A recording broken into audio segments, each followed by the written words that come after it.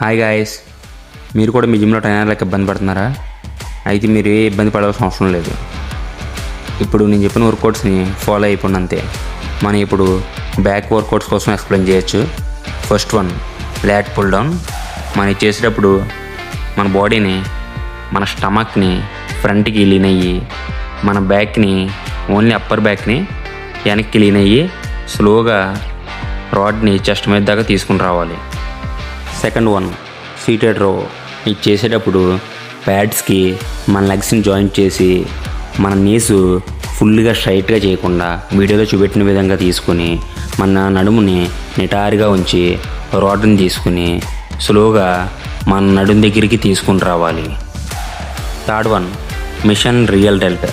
ఇది చేసేటప్పుడు మన కింద అడ్జస్ట్మెంట్ని మనకు సరిపడా ప్యారలల్గా తీసుకుని మన హ్యాండ్స్ని ఫుల్ స్ట్రెచ్లో ఉంచి మన హ్యాండ్స్ మన షోల్డర్కి ప్యారలల్గా మన బ్యాక్ మూవ్మెంట్కి రియల్ డెల్ట్కి పడేలాగా స్లోగా పోర్షన్లో చేయాలి.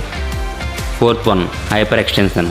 ఇది చేసేటప్పుడు మన లెగ్స్ని కింద రాడ్కి పుష్ చేసి మన హిప్స్ని ప్యాడ్కి జాయిన్ చేసి మన నడుం కింద ప్యాడ్ని సెట్ చేసుకుని ఏదైనా వెయిట్ని తీసుకుని స్లోగా కింద నుంచి పైకి అప్ అయ్యేటప్పుడు స్లోగా పర్ఫామ్ చేయాలి. ఇది మనం పైకి లేసేటప్పుడు మన బాడీకి ప్యారలల్గా వచ్చే విధంగా చేయాలి. ఫిఫ్త్ వన్, సింగిల్ డంబుల్ రో.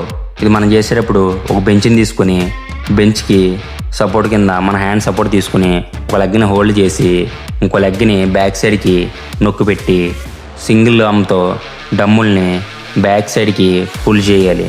Sixth one, close V grip lat pull down. ఇది మనం చేసేటప్పుడు మన స్టమక్ని ఫ్రంట్కి పెట్టి మన అప్పర్ బ్యాక్ని వెనక్కి పెట్టి క్లోజ్ గ్రిప్ రాడ్ని స్లోగా మన చెస్ట్ మీదకి వచ్చేలాగా చేయాలి.